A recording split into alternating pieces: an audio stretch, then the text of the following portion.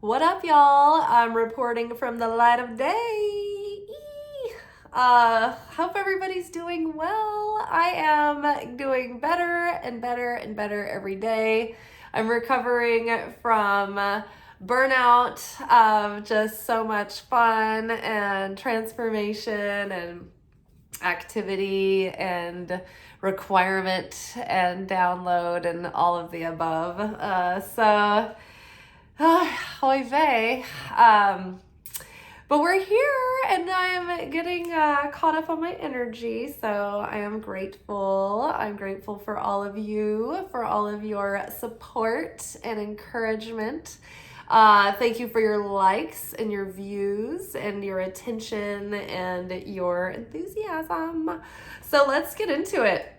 So every Friday we have our reflection message for the weekend where we sort of tie up all the lessons that we've been working with through the week. And we use the Radiant Sun Oracle and the Dreaming Way Tarot for clarification. So from the Radiant Sun, we have Mars in Leo, which is egotism, followed by Jupiter in Scorpio, which is manipulation. And then it's like, hear me out. It's not what it seems. It's not what it seems. And followed by Mercury in Virgo, organization.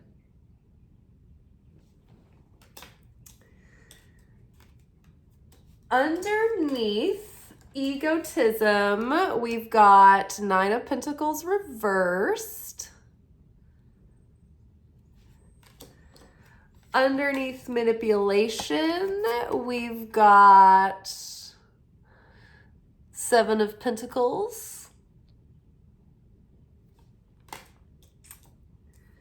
And then underneath organization, we have got Knight of Cups.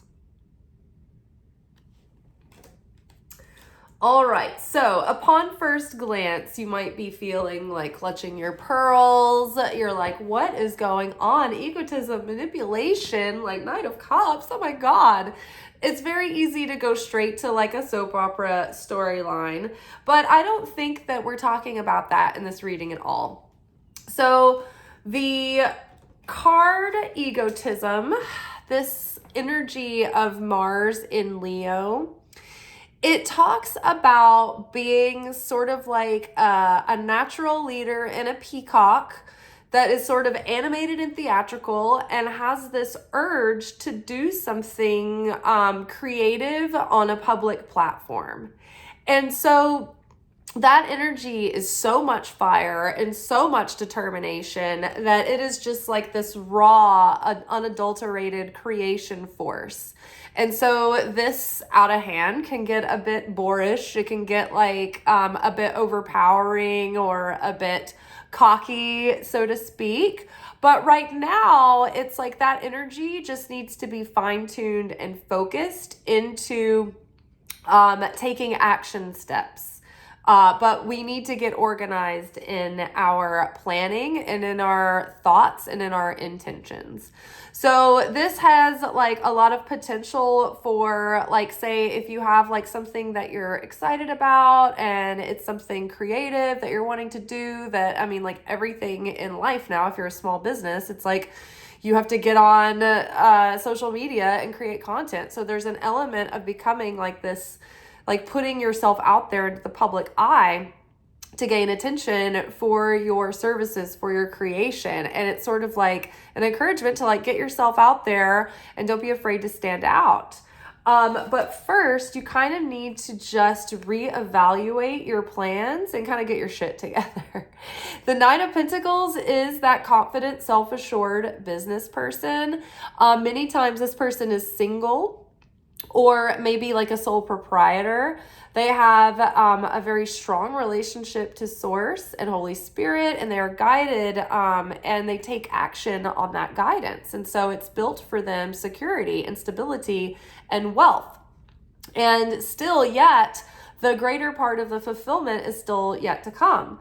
But like this situation upside down is like, you know, maybe you have become scattered and your energies have become scattered as of recent, and you're kind of distracted, and you just need to kind of like hone it in and reevaluate your plans, cut out distractions, trim the fat in your budgets and finances, and really think of your time, energy, and focus as almost as if it's money, and you have to budget that, right? This is a finite resource that we have every day. And all of life will compete for your attention the moment that you need to pull yourself together in self-discipline to make a dream or like a life purpose thing come true. Like if you're like, oh, I'm going to set this aside a day. I'm going to set this day aside to work on like my business, say. Everything under the sun and chrism will show up to distract you because the opponent meets you at your every level, and it's always there. It's a constant. I like to think of life as a video game. And until we're awakened, people are like the Sims. They're just going through the simulation, making sure they are fed and watered and laundered and clean. And if they're not, like, if no one's directing them, they're just walking into a wall, not really taking it in. But once we become awakened, we are more like Mario. And I don't know if you guys ever played like original Nintendo, but in the Mario world, you go to these different levels, and as you move through the landscape of this particular level, it's like there's a constant stream of resistance coming from all of these little characters and all these little ways that the environment and the characters in it try to cause disruption and obstacle and ultimate death and destruction for Mario. So Mario is constantly like avoiding these obstacles or crushing them or, you know, confronting them directly or moving around them.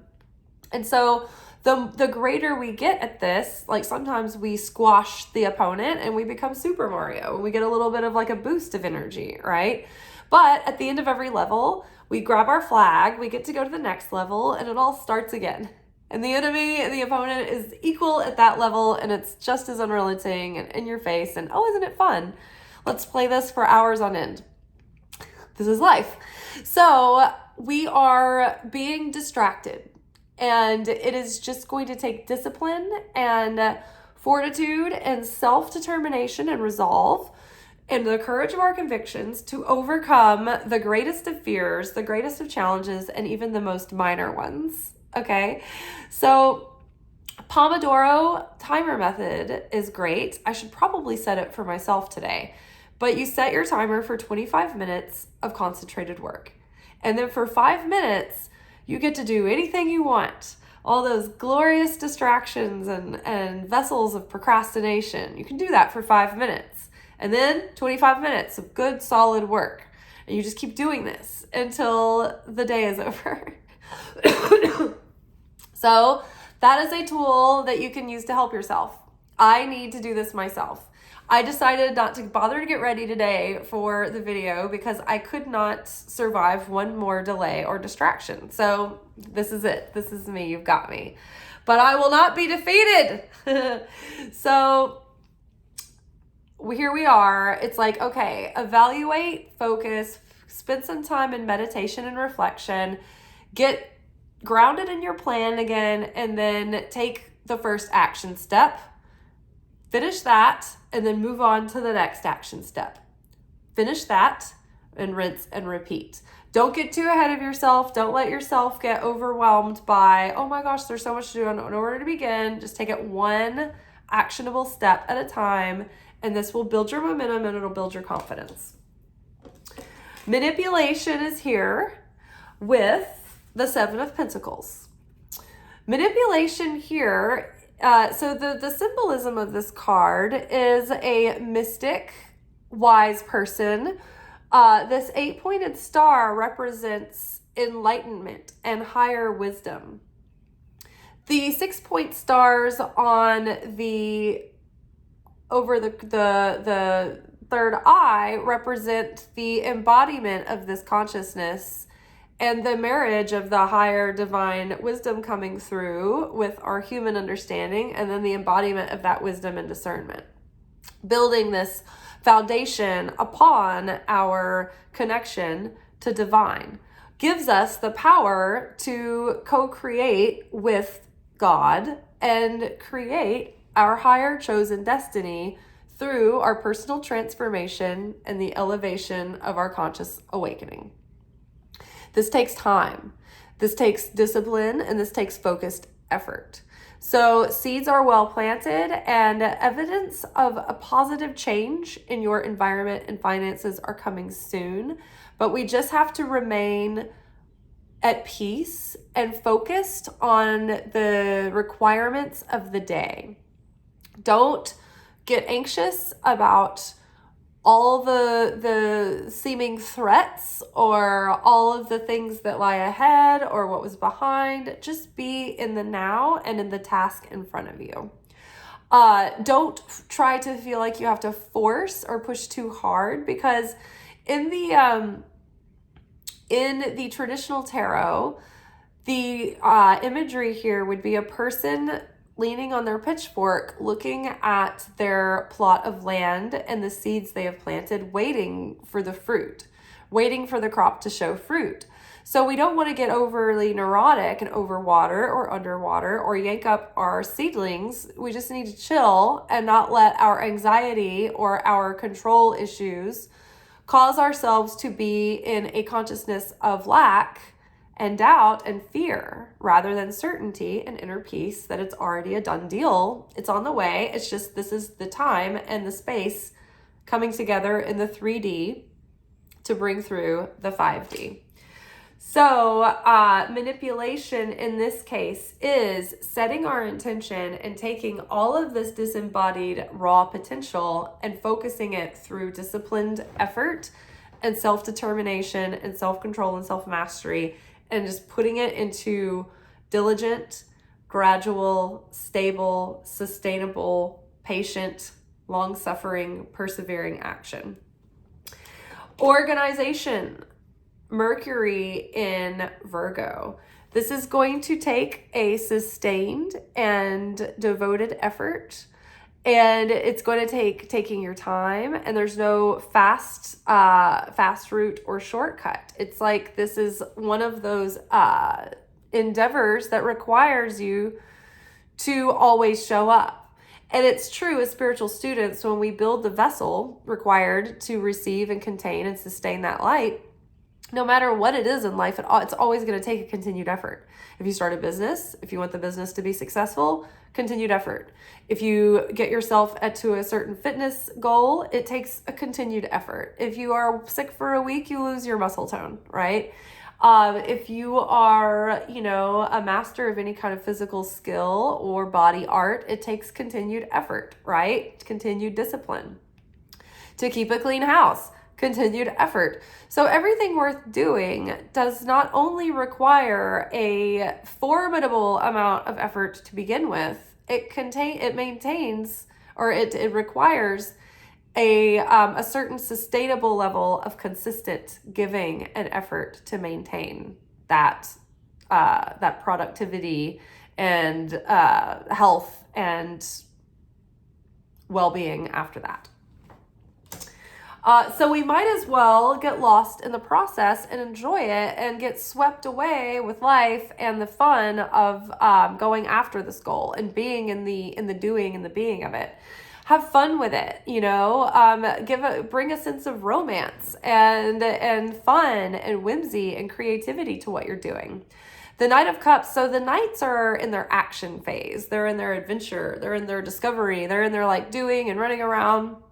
But they're not in too far into the building stage yet. They're still coming into that sense of maturity, and there's still research and development and adventure to be had. So we need to keep that youthful enthusiasm and fun, because we're in the emotional realm here with cups. So whatever we're doing, we need to put our heart into it, and we need to stay connected with all the reasons why we wanted to do this to begin with.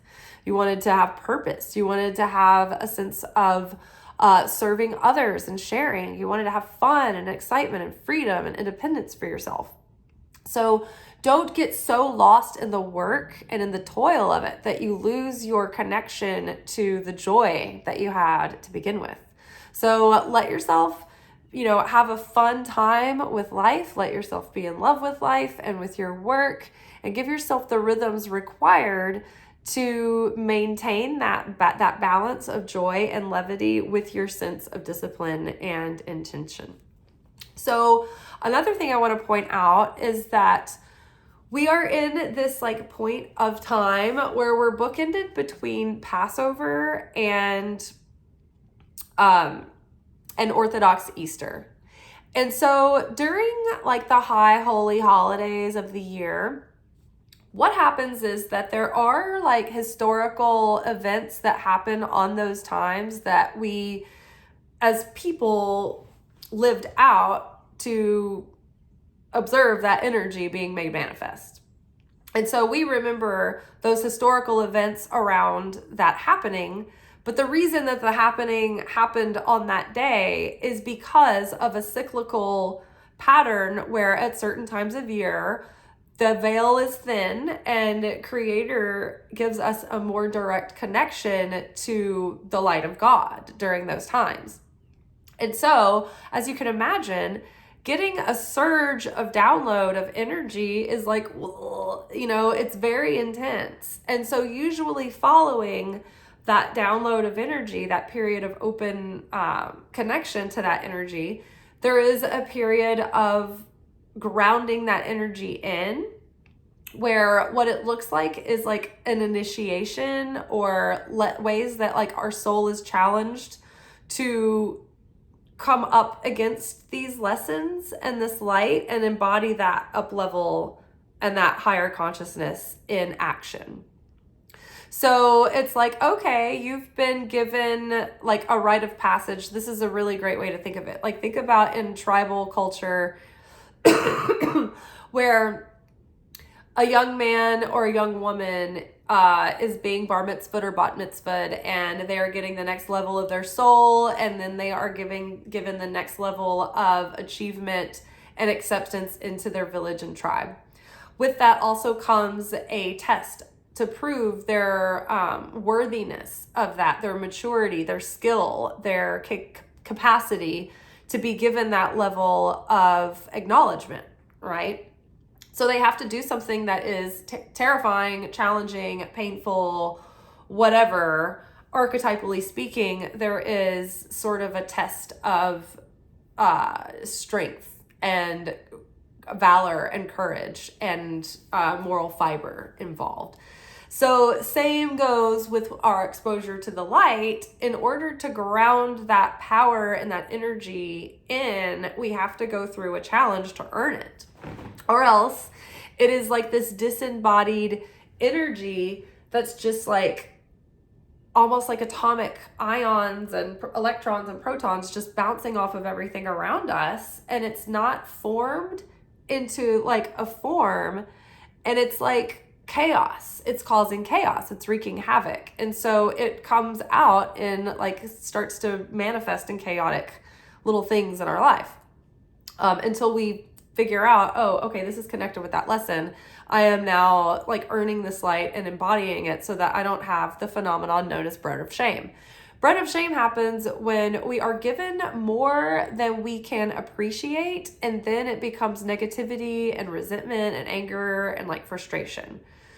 Usually when you are frustrated with life, your ego thinks it's because you're not getting enough, or it's not because you're not getting what you think you deserve. You think you're not getting enough, but really you're getting more than what you can appreciate.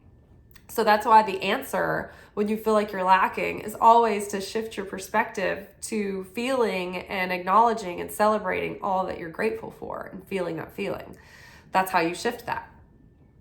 So we've just come through Passover, which opened us up to the level of support and guidance and protection and prophecy that God gave the Israelites in order to assist them in their exodus from Egypt, their captor, their enslavement, the thing that kept them bound to their smaller, limited selves.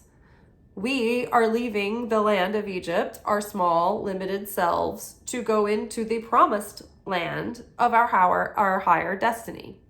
And so now we have lived in an umbrella while the plagues of Egypt have been raining down on us. The final death angel has passed over, and then we have escaped the towns, eating unleavened bread, running with the army of Pharaoh behind our back. And doesn't this look like the Egypt vibe, right?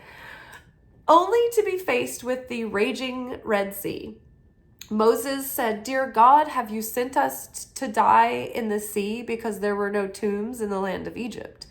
And God said to Moses, "Tell the people to keep moving forward." And it wasn't until they were up to their chins, their nose in water, that the sea finally parted. They had to believe and put it all on the line and walk to their certain death and oblivion and annihilation before the miracle happened. So all of this a miracle juice is all around us now. And so we are walking towards Good Friday, where Christ, just having had his Passover dinner, where he prepared himself to be the Lamb of God, the blood washed over the threshold to save us from death and give us everlasting life. We pick up the cross and walk the 12 stations of the cross to then lay our ego down, to die to that lower part of the self, to then be resurrected and rise above the threat and the illusion of our physical threats of fear, lack, doubt, death, ultimate failure, and annihilation. Nothing can stop me. I will not be bound by this fear. I will rise again. I will be reborn, right? In Christ consciousness with everlasting life from within. So this portal is happening. Friday today would be Good Friday. This would be the day of Christ's crucifixion. Saturday would be the limbo of the facing our opponent, facing death, facing our fear, facing that unknown, right? Hovering over the waters of oblivion.